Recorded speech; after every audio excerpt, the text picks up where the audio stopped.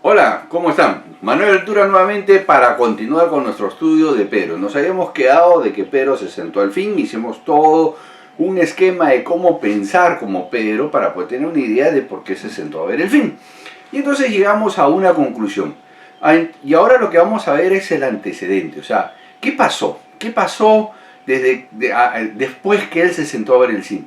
Porque muchas veces habíamos visto en ese video que nosotros algunas veces nos podemos sentar en la iglesia, pero sentimos como que estamos ahí ya por costumbre, ya porque nos acostumbramos a estar el domingo, porque nos acostumbramos a estar en la escuela dominical, pero realmente ya no nos nace estar ahí. Entonces vamos a seguir analizando con las herramientas que hemos aprendido qué cosa pasó con Pedro.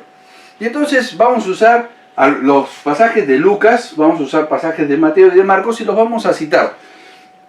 Y entonces nos habíamos quedado de que Pedro se sentó a ver el fin, y eso tiene un proceso.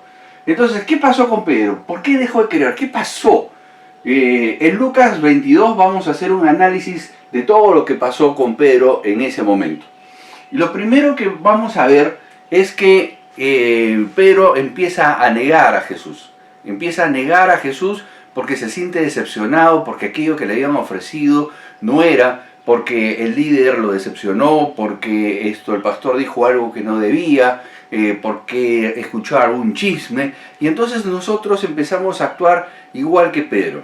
Nos sentamos, empezamos a ver el fin, ya no queremos participar, nos cuesta ir el domingo, ya nos cuesta participar de la academia, nos cuesta participar de las actividades de la iglesia, porque ya sentimos como que hay algo que ha roto nuestra esperanza, nuestra relación.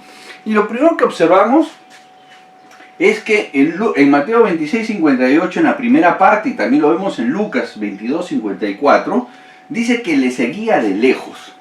Es decir, había sido arrestado Jesús, estaba unos metros más adelante, y Pedro le seguía de lejos. Esta actitud la tenemos todos los cristianos en un momento cuando ya nos sentimos decepcionados por las causas que ya hemos hablado. Y entonces, no queremos dejar de ir a la iglesia, pero tampoco queremos ya identificarnos tanto con la obra, ni que nos identifiquen a nosotros con la obra y con Jesús. Ya es esa parte en la cual nos han empezado a tildar de fanáticos, ya nos empieza a incomodar que todo hablas de Jesús, y entonces empezamos a soltar un poco la cuerda y empezamos a mantener alguna distancia ya con Jesús, porque algo en nosotros empezó a romper. Entonces, en ese mismo pasaje encontramos que Pedro entra en el atrio y se sentó entre los alguaciles, según el relato de Mateo 26:58, la parte B, y Marcos 22:55. Miren, aquí habíamos visto que en Lucas 22:54 está esto de seguirlo de lejos, y en Marcos es específico, que igual que en el caso de Mateo, de decirnos que Pedro se sentó entre los alguaciles. Sentarse entre los alguaciles es como que nosotros empezamos a pasar piola dentro de la sociedad. Ya no queremos que nos identifiquemos, ya no quieren que nos identifiquen con Jesús. Entonces, por ejemplo, entramos a un Kentucky, vamos con la familia y ya no damos gracias por los alimentos. Pues qué roche, acá está todo el mundo, ¿quién nos va a ver? Entonces, no vayan a decir, oh mira, esa mesa de los fanáticos, ese debe ser un loco religioso. Y entonces, para evitar esas cosas, empezamos a confundirnos entre la gente. Cuando estamos en la oficina y empiezan los chistes de doble sentido, ya no decimos nada para no ser el espeso de la reunión, para no ser el aguafiestas, para no incomodar a los demás y podernos sentar entre todos. Entonces, la primera negación de Pedro es una negación muy común dentro de los cristianos. Es parte de nuestra vida, es parte de nuestro desarrollo. O sea, no te frustres porque hayas vivido o estés viviendo esta etapa, porque a todos nos ha pasado. Yo les voy a contar que en realidad de las tres observaciones que vamos a ver, yo viví las tres y no quisiera que nadie las viva. Yo quisiera que ustedes, si ya han llegado a este punto, regresen a donde están en su punto de origen. Entonces, los relatos nos dicen que viene una criada y le dice a Pedro, Pedro, yo te he visto a ti con Jesús. Y él dice, no, Yo con Jesús nada que ver. Recuerdan que hacía solamente unas horas antes se había dicho que iba a ir con Jesús inclusive a la muerte, a la cárcel si era necesario, y ahora tenemos esta primera etapa, donde los cristianos muchas veces empezamos a marcar distancias con las cosas de la iglesia, empezamos a marcar distancia con Jesús, empezamos a confundirnos entre los alguaciles, empezamos a confundirnos entre la sociedad, ya nadie nos distingue como cristianos, ya no somos como cuando empezó nuestra vida cristiana, donde todo era Jesús, todo era Cristo, todo era Dios, orábamos por todo, y hay cierta apatía. Y esta apatía viene por lo que habíamos visto anteriormente, cuando Pedro se sentó a ver el fin, donde algo que nosotros esperábamos o creías empezó a tener su primer encontrón con la realidad. Y entonces entramos a esta primera etapa. Esta primera etapa es la más sutil. Pero de ahí cuando tú pasas esta etapa y te acostumbras a esta etapa, viene la segunda etapa. Porque dice que ante esa negación, entonces Pedro se levanta y se va a la puerta. Yo me imagino a Pedro así parado en la puerta, apoyado quizás en el dintel, quizás mirando afuera.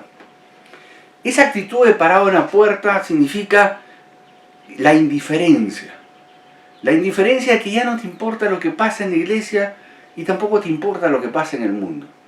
Es decir, te vienen y te dicen, tal hermanito tiene problemas, y tú dices, bueno, es un problema. Yo ya tengo bastantes con los míos. Y alguien te dice, oye, pero si no llevamos el evangelio, la gente que no está en la iglesia se va a perder. Y tú dices, bueno, es su decisión. Total, cada uno toma su decisión. Esa indiferencia es esta segunda etapa. Cuando Pedro se para en el marco, en el dintel, lo que está diciendo es, ya no tengo interés ni por las cosas que están en la iglesia, ni por las cosas que están afuera. Es decir, me vuelvo indiferente al dolor ajeno. Y entonces viene, dice nuevamente una criada, le vuelve a decir y vuelve a negar. Eso lo encontramos en Marcos 14, 6, 8, Mateo 26, 71. Y entonces, ahora Pedro, desesperado porque ya está arrinconado, dice la palabra que blasfema. Blasfemar es insultar, negar. Dice que llegó a jurar, no, yo a él no lo conozco, con él no quiero saber nada. Es la indiferencia de seguir. Es cuando estos dos primeros procesos se han arraigado tanto en tu vida que tú dices, cristianos, yo no quiero saber nada con los cristianos, no quiero saber nada con Dios. Por favor, si hay cristianos, de la puerta de mi casa para afuera. Yo llegué a esa etapa donde la gente me decía, Manuel, te vas a sentar. Y yo decía, no, cristianos acá, por favor, no, yo no quiero más gente, no quiero saber nada con las cosas de Dios. Y entonces, cuando llegas a este punto es porque estos dos primeros en realidad han estado madurando en tu vida. Primero empezaste a marcar diferencias, después simplemente empezaste a tener indiferencia. Y eso, cuando tu mente se encallece con esto, se acostumbra a estos dos primeros pasos, llegas inevitablemente a este tercer paso. Este tercer paso es cuando tú ya no quieres saber nada con la gente de la iglesia, no quieres saber nada con el pastor, no quieres saber nada con la iglesia, no quieres saber nada con los cristianos. Y entonces dices, yo cristiano, no, yo, mejor que Dios sigue tu camino, yo sigo el mío, y aquí todos estamos felices porque quieres romper palitos. Sin embargo, en el momento que él hace esta negación, aquellos que lo están acusando dicen, pero Pedro, tu hablar te delata. Y ese es un detalle importante, porque cuando tú estás sellado por el Espíritu Santo, no importa que llegues a esta etapa, en el sentido de que tú sigues manteniendo y siendo sellado por el Espíritu Santo, y Dios va a usar circunstancias, como vamos a ver más adelante, para hacerte volver, como lo hizo conmigo.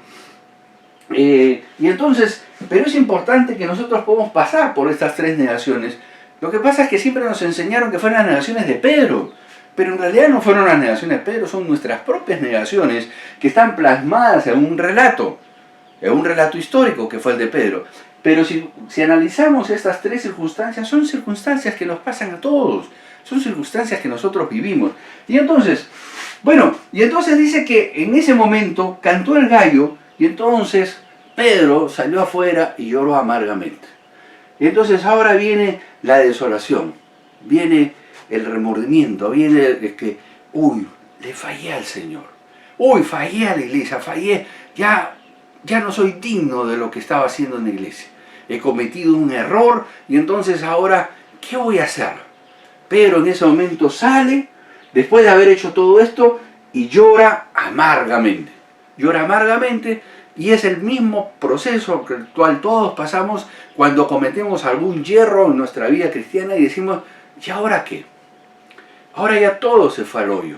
Ahora todo de mi ilusión, de lo que quería yo servir al Señor, de lo que quería trabajar en la iglesia, ya nada de eso se va a dar. Pero entonces vamos a ver qué pasó con Pedro. ¿Qué pasó después de que salió y lloró amargamente?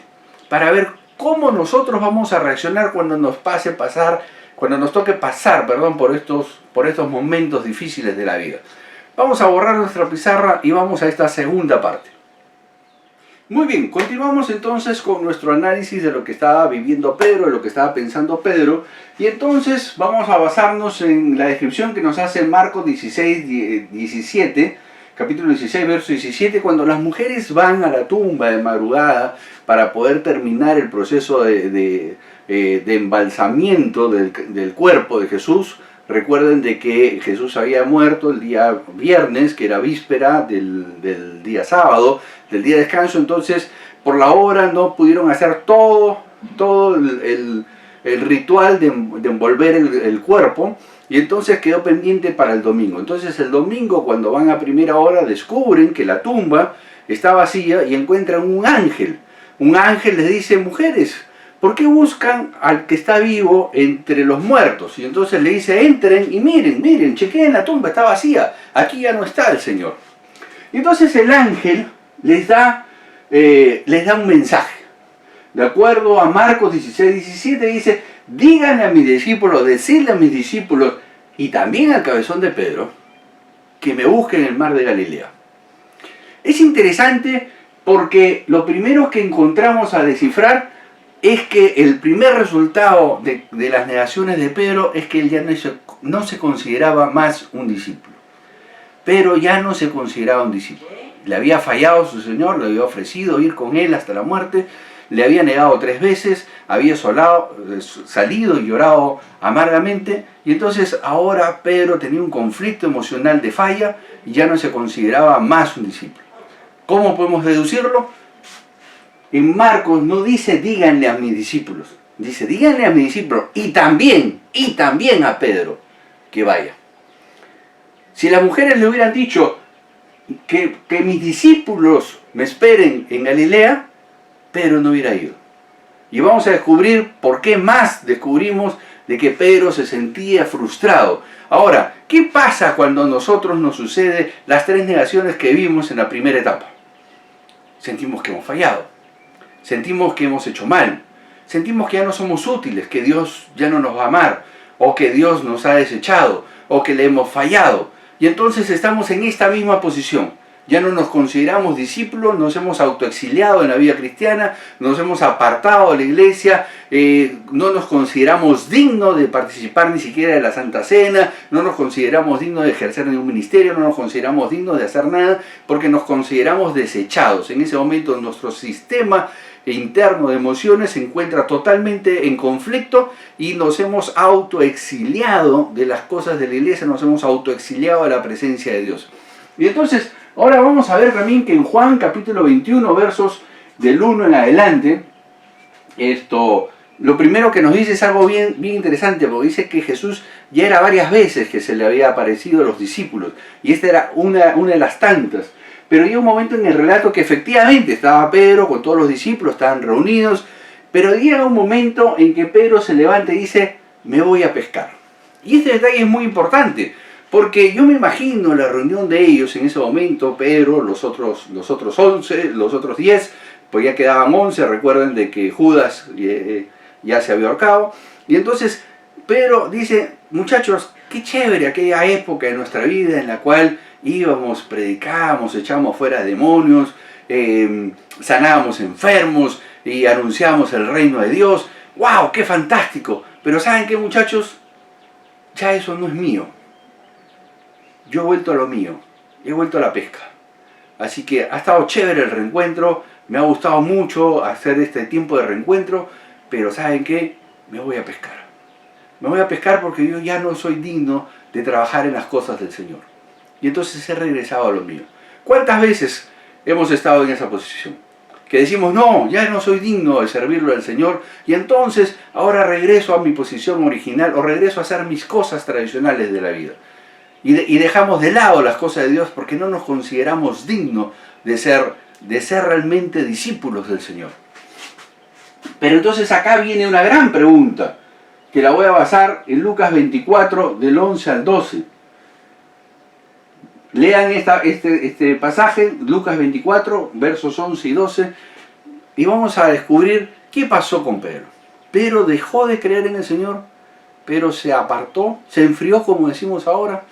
Y entonces dice que cuando vinieron las mujeres a anunciarle a los discípulos que el Señor había resucitado, la reacción de los discípulos fue: mujer, ¿qué?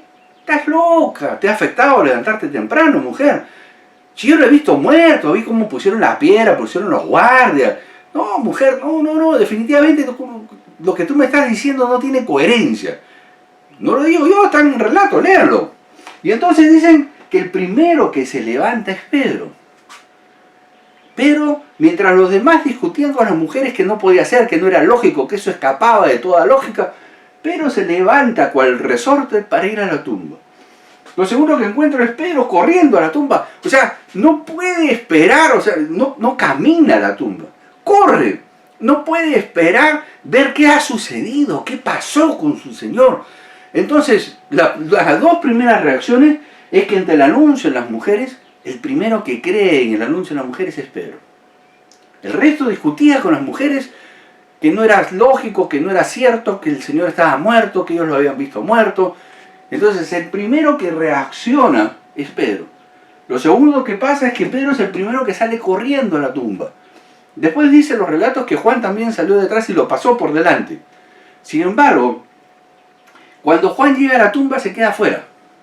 Mientras que Pedro entra a la tumba y dice que vio. El concepto original en el griego es observar. Porque dice que vio los lienzos acomodados, vio el sudario acomodado. Y lo que hizo Pedro fue algo así. Escaneó la tumba y dijo dentro de sí: si esto está doblado, si acá está acomodado el sudario, es como que alguien se levanta en la mañana y lo primero que hace es tiende la cama, deja acomodadas las cosas, ¿no? Cuando uno se saca el pijama, tiende la cama, la dobla, la pone bajo la almohada. Entonces uno acomoda el lugar. Y lo que hace Pedro es observar que ese lugar está acomodado. No es un desorden, no es que los lienzos estaban desparramados, no es que el sudario estaba por ahí. O sea, el relato es claro. Pedro observó que los lienzos estaban en forma ordenada, como si se hubiera levantado alguien de la cama, hubiera tendido la cama, hubiera doblado su pijama, lo hubiera puesto bajo la almohada. Entonces, Pedro se da cuenta y va observando que eso no es un tema de que alguien sacó el cuerpo. Empieza a descubrir de que definitivamente su Señor se ha levantado. Pero no queda ahí. Dice que Pedro, en este mismo relato, dice que Pedro regresó maravillado de lo que había visto. Entonces, nuestra conclusión, si bien es cierto, Pedro se sentía culpable, Pedro se sentía que ya no era digno de ser más un discípulo del Señor, que ya él se había autoexiliado, Pedro no dejó de creer en Jesús. Pedro seguía maravillado. Pedro era el primero que creía el mensaje. Pedro fue el que fue corriendo. Pedro fue el que observó lo que había dentro de la tumba. No solamente entró, sino que observó y analizó lo que había pasado en la tumba. Y entonces ahora, y aquí nos volvemos a trasladar a nuestro escenario de Juan 21, ya están todos otra vez en el mar de Galilea esperando al Señor, y lo que a mí me sorprende es que es Jesús el que va a la playa a buscar a Pedro. No es Pedro el que va a buscar a Jesús, a pesar que este no es su primer encuentro. Sin embargo, es Jesús el que va a buscarlo a Pedro en la playa. ¿Y cuál es el proceso que Jesús usa a lo largo de este tiempo en el cual nosotros nos toca a veces pasar? Vamos a verlo ahora porque esta parte final es extraordinaria. Esta parte final impactó mi vida cuando a mí me tocó vivirla y realmente es una sensación extraordinaria. Entonces, acompáñenme a esta última parte de análisis y vamos a terminar de ver con unos versículos que ustedes van a quedar sorprendidos. Bueno, muy bien. Entonces, nos quedamos en que Pedro efectivamente no es que dejó de creer en el Señor, sino que se siente tan mal que él se ha autoexiliado, él se ha dado por terminado su relación con Dios, no se considera digno de servir al Señor, y son etapas que muchas veces a nosotros nos toca vivir. Pero entonces, ¿cuál fue la actitud del Señor con Pedro? Y encontramos en el mismo pasaje de Juan 21 que Jesús es el que lo va a buscar a la playa. Y eso es una de las cosas que a mí más me encanta. Siempre es Dios el que te va a buscar. Siempre es Dios el que va a buscarte a ti. Normalmente el hombre no lo busca a Dios. Encontramos, por ejemplo, que Adán peca y Adán no va a buscarlo a Dios. Es Dios el que va a buscarlo. Él dice: Adán, ¿dónde estás? Cuando peca David con Betsabé, David, a pesar de que su corazón era conforme al corazón de Dios, a pesar de que David tenía un corazón que su primera prioridad era Dios, él no es el que lo busca. Tiene que enviarle a un profeta, Natán, para que entonces David reconozca su culpa y arregle sus cosas. Habían pasado meses desde que David había pecado hasta que el profeta Natán se acerca a él y lo hace entender del error que ha cometido. Entonces ahora tenemos la misma figura. Tenemos que Pedro falló, negó al Señor, se siente tan culpable que se ha autoexiliado, ya no se considera un discípulo, y ahora tenemos a Jesús yéndolo a buscar a la playa. Tenemos a Jesús yéndolo a buscar, lo ve a Pedro en el bote y le dice: hey muchachos, ¿han pescado algo? Yo me imagino la actitud que haber tenido Pedro, los que están en el bote, le habrán dicho, porque no sabían que era Jesús: ¿y a este qué le pasa? O sea, nosotros estamos acá chambeando toda la noche, no hemos pescado nada. Y ese fulano que está ahí en la playa nos está diciendo si tenemos algo para comer. Sender se estiva en un momento, otra vez la misma historia. Y entonces dice que desde la playa el Señor decía: echen la red al lado derecho, echen la red al lado derecho. Hasta que en un momento echan la red del lado derecho. Y efectivamente se repite la pesca milagrosa. Y a mí eso me parece fascinante. Aquí es la parte más importante. Porque lo primero que yo pensé es que debe haberle hecho la pesca milagrosa para que sepa que es Jesús. Pero después pensé: pero si cuando Jesús vino caminando sobre las aguas, el único que se bajó de la barca fue Pedro. Quizás el milagro que yo podría decir, donde Pedro se identifica más con Jesús, sería ese. Porque el único que se bajó de la barca fue Pedro. El resto se quedó mirando lo que Pedro hacía. Y entonces, después me percaté, y Dios me mostró que no era eso. Le estaba repitiendo la pesca milagrosa porque ¿recuerdas lo que Jesús le dijo a Pedro en la primera pesca milagrosa cuando recién se conocieron? Yo te haré pescadores de hombres. Lo que le está diciendo Jesús en este momento a Pedro es: yo te vuelvo a llamar para lo mismo que te llamé originalmente. He escuchado a muchos pastores enseñar que si uno le falla a Dios, uno ya, si Dios lo perdona, bueno, lo matará a hacer cosas de segundo plano. A lustrar las botas de los pastores, o a acomodar las bancas, o a limpiar los libreros. Pero eso es falso. Dios, cuando te busca, cuando te ama, no te desecha jamás, porque Él sabe que eres un ser humano, que tendrás luchas, donde vas a caer y te vas a levantar. Eso lo vamos a ver en la parte final. Ahí les voy a dejar 5 pautas muy importantes. Pero acá lo que quiero resaltar, que Jesús le repite la pesca milagrosa. Lo que le está diciendo a Pedro: Pedro, te llamo para lo mismo que te llamé originalmente. No importa cómo te sientas, yo quiero restaurarte, quiero trabajar en tu vida. Lo segundo que encuentro es que Jesús los esperaba en la playa con el desayuno. O sea, Jesús había cocinado unos pescaditos, unos panes, de acuerdo al relato. Y Jesús no viene a confrontarlo a Pedro. Viene primero, le dice: Pedro, te llamo a lo mismo. Segundo, lo espera con el desayuno. ¡Che, qué locura! O sea, Jesús, si te das cuenta, no está actuando en el tema del reclamo. O sea, no viene a la playa y le dice: pero ¿cómo se te ocurre negarme? Tú me habías ofrecido que conmigo hasta la tumba y que estabas pensando hasta morir conmigo. Y mira lo que me has hecho. No es la actitud de Dios. La actitud de Jesús fue: Pedro, te llamo a lo mismo que te llamé originalmente. Segundo, le prepara el desayuno.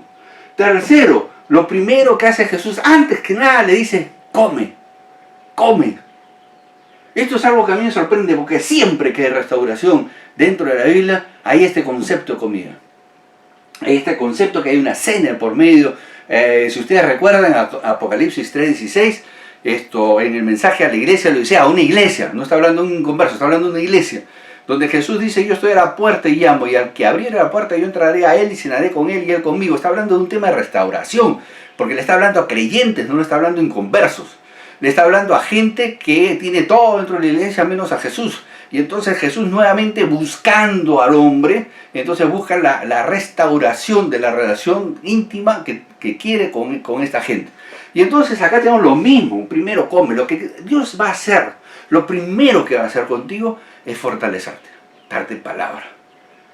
Te va a llenar de su paz, de su perdón, de su gozo. Te va a preparar el desayuno, aunque parezca ilógico, porque así actúa Dios. Dios no desecha a nadie.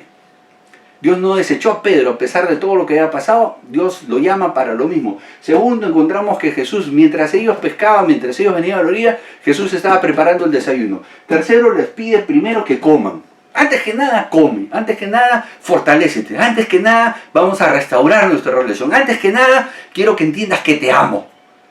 Ese es el mensaje que tiene Dios si en algún momento te sientes como hemos descrito. Y después, recién en Juan 22:15, empiezan las cuentas. Y esto a mí me encanta, y no voy a entrar a los detalles, pero Jesús le dice a Pedro, Pedro, me ágape. En el español, lamentablemente la palabra amor se usa amor para todo. Pero en el griego hay hasta 4 vocablos para amor, y el amor ágape es el amor sublime, el amor que no espera nada, el amor que se da sin esperar absolutamente nada a cambio. El fileo es el amor entre amigos. Es el amor de tú eres mi amigo, yo a ti te amo, te quiero. Entonces Jesús le dice, ¿me ágape? Pedro contesta, sí te fileo. Pedro, ¿me ágape? Sí, Señor, yo te fileo. Y al final Jesús dice, ¿me fileas? Y Pedro responde, Señor, tú lo sabes todo. Tú sabes lo que hay en el corazón y tú sabes que sí te fileo. Pero lo que a mí me sorprende esto es las 3 respuestas de Jesús, así te fileo. Apacienta mis ovejas. El encargo de Jesús fue el mismo para el que lo llamó. Entonces, tú me amas, apacienta mis ovejas. Dios, lo primero que va a hacer es decirte cuando te vaya a buscar que te llama para lo mismo que te llamó originalmente. Dios no es un Dios que cuando fallas te va degradando de nivel. Ese Dios no es el Dios de la Biblia. El Dios de la Biblia es el Dios que te ama y porque te amó, dio a su Hijo unigénito para que cuando tú creas en Él tengas vida eterna. Y para cuando falles, te va a volver a llamar para que hagas lo mismo que te llamó originalmente. Lo primero que va a hacer contigo es fortalecerte para después encomendarte lo que te llamó a hacer originalmente. Ahora, hay 5 pautas que yo les voy a dejar y las cuales les voy a pedir que tomen nota porque estas 5 pautas las vamos a encontrar en el mismo relato que hemos estado usando de Lucas capítulo 22. Vamos a escribir las 5 pautas para terminar nuestro estudio de día. Ok, muy bien. Y entonces, para terminar, yo quiero dejarles 5 pautas cuando nos toque vivir esos temas en nuestra propia vida. Yo he pasado por esto y en algún momento el Señor también me vino a buscar a mí. No hubo pesca milagrosa, no hubo fuegos artificiales ni nada, pero hubo un Dios que me buscó. Hubo un Dios que con todo su amor y con todo su cariño vino a decirme, Manuel, te llamo para lo mismo que te llamé originalmente. Entonces, yo quiero dejarles 5 pautas que les van a ser muy útiles en su vida, basadas en el mismo relato de Lucas 22:31. Lo primero que encuentro en Lucas 22:31, cuando el Señor empieza a anunciarle a Pedro que le va a negar, es Simón, Simón. Hacía 3 años que Jesús no le llamaba Simón. Recuerde que quien le puso el sobrenombre de Pedro fue el mismo Señor. Y tú serás Cefas, piedra. Tú serás Pedro. Entonces, el Señor mismo le cambia de nombre. El Señor mismo, durante 3 años de ministerio juntos, siempre le dijo Pedro, nunca le dijo Simón. Sin embargo, ahora que Jesús se dirige a Pedro, no le dice Pedro, le dice Simón, Simón. Cuando hay esta redundancia en el idioma griego, lo que está diciendo es algo así como que te llamen el diminutivo, es algo así como que te diga Manuelito, Manuelito. O sea, la forma de dirigirse a Pedro en este momento es de ternura, de cariño, de cuidado, como abrazándolo. Simón, Simón, me estoy identificando contigo. Y ese es justamente el primer principio que encontré, fue el principio de identidad. Lo primero que va a suceder que cuando tú estés pasando dificultades en la vida, cuando tú estés pasando dificultades en tu fe, es que Jesús, nuestro Señor, te va a tratar así, con tu nombre, con cariño, con búsqueda, con identidad. Te va a llamar por tu nombre. Ese es el primer principio que yo encontré aquí. Que Jesús te busca por tu nombre. Te busca por lo que eres y no por lo que haces. Porque tú a Él le importas. Eso métetelo en la cabeza, le importas. Como le importas, Él, su primer principio es identidad. Te conoce por tu nombre, no por tu chapa, por tu nombre. Lo segundo que encontré está en el verso 32. Yo he pedido por ti, porque le dice, Satanás os ha pedido para zarandearlos como a trigo, pero yo he intercedido por ti para que tu fe no falte. El segundo principio que encuentro es intercesión. Jesús siempre está intercediendo por nosotros. Inclusive en 1 Juan capítulo 2 verso 1 dice, si alguno de vosotros hubiera pecado, abogado tenemos al justo, o sea Jesús. Entonces, el segundo principio que yo encuentro es intercesión. El primero fue identidad. Jesús me ubica por mi nombre. Lo segundo que veo es que Jesús intercede por mí.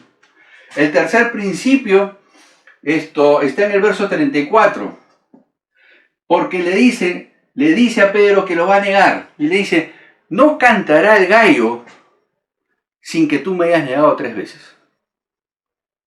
Y acá es interesante, porque yo escuchaba a muchos pastores, teólogos, hablar de que Pedro era predecible, porque él actuaba intempestivamente por su carácter. Y quizás sea cierto, es decir, era fácil predecir que Pedro ante esa circunstancia lo negaría. Pero a mí lo que me sorprende es que Jesús introduce un elemento incontrolable para que tú creas esta acción. Introduce el gallo. Para aquellos que vivimos en el campo, sabemos que el gallo canta a la 1, a las 2 y cuarto, 2 y 20, 3, 3 y 15, 3 y media, 4, 4. O sea, el gallo canta cuando le da la gana. Eso que canta a las 6 de la mañana, eso solo sucede en las películas de Disney. En la vida real, el gallo canta cuando quiere. Entonces Jesús introduce un elemento incontrolable que es el gallo para demostrar que Él es Dios. Y dice, no cantará el gallo sin que tú me hayas negado 3 veces. Interesante detalle. Lo vamos a analizar luego. Muy bien, entonces, lo que hace Jesús es decirle lo que va a pasar. No lo que está pasando, lo que va a pasar. Porque inclusive ante esta afirmación, es ahí donde Pedro se levanta y dice, no, Señor, ni hablar, a ti no te niego. No, contigo hasta la muerte si es necesario. Y si tenemos que ir a la cárcel, vamos a la cárcel juntos. Pero yo contigo siempre. Y entonces, lo que encuentro aquí es que Dios tiene un control total de mi vida. Un control absoluto. Que sabe aquellas cosas inclusive que no me han pasado. Y que me pasarán a lo largo de la vida. Entonces, el tercer principio que yo encuentro es que Dios tiene control de lo que me va a pasar. Dios tiene el control de mi vida. No va a tomar el control, ya lo tiene. Yo estoy bajo el control, o Jesús tiene el control de mi vida, de mi futuro, de mi presente y de aquello que yo no sé que va a venir. Entonces, nuevamente, primer principio, identidad, Simón, intercesión, yo he pedido por ti.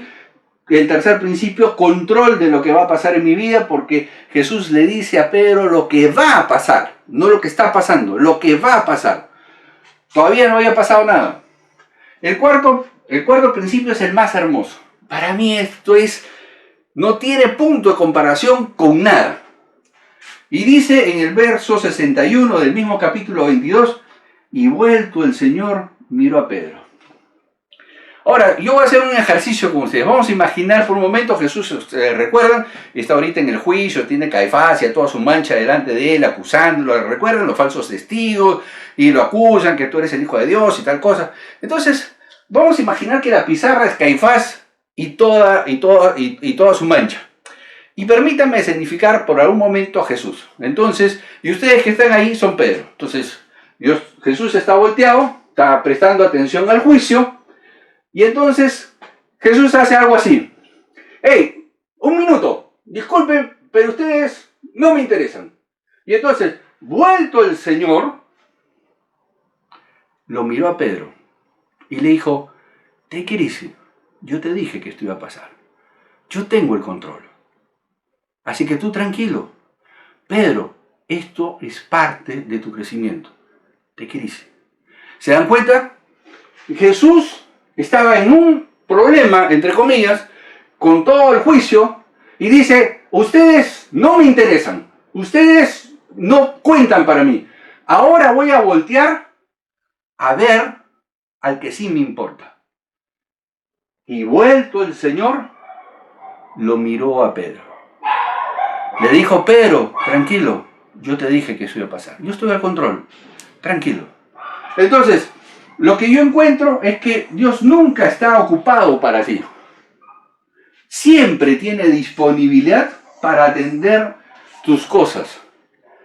Este es un principio importante. Dios nunca te va a dejar en la sala de espera. Dios siempre va a tener disponibilidad cuando tú quieras pedirle algo, cuando tú estés en ese momento de conflicto, en ese momento de dolor. Porque muchas veces yo he percibido y digo, no, estará ocupado con el pastor, tantos problemas tienen con los proyectos de la iglesia, y las filiales, y las iglesias hijas, deben estar muy ocupados, seguro que Dios no me va a hacer caso. No, Dios sí te hace caso, no importa lo ocupado que esté Él va a tener disponibilidad para ti.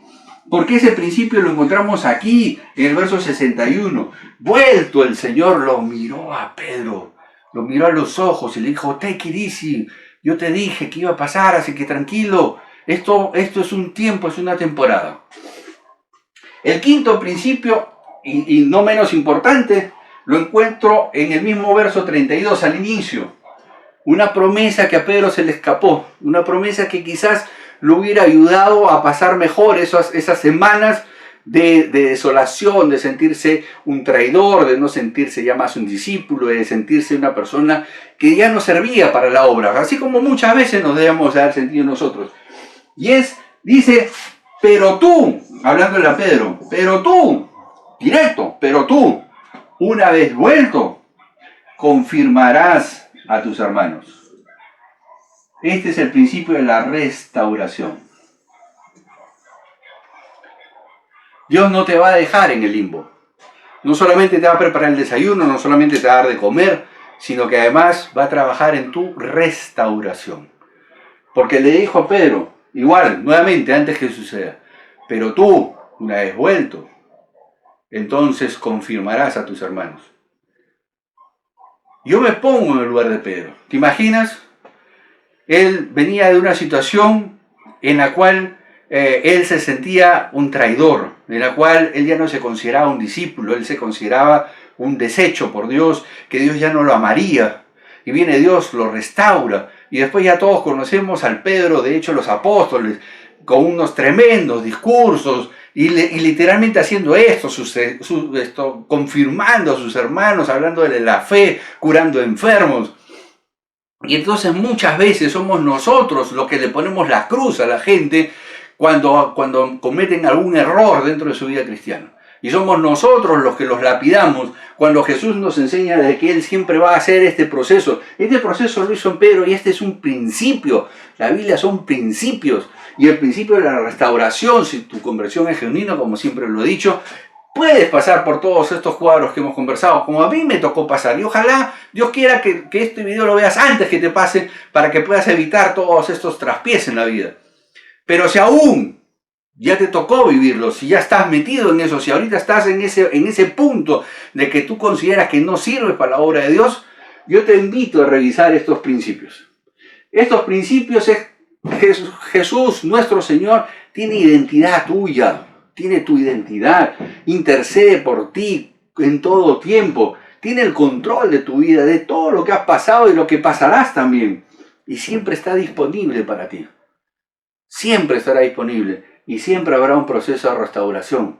Pero necesita que tú te acerques al Señor y le digas, sí, restaura mi vida. Señor, trabaja de nuevo conmigo. Quiero ir a trabajar en lo que tú me llamaste originalmente. Esa parte depende de ti. Esa parte depende de lo que tú hagas frente a estas circunstancias. Esa parte va a depender de lo que tú hagas, como digo, con las evidencias que te he presentado. Aquí las evidencias, la decisión está en tus manos. Dios te bendiga, nos vemos la próxima.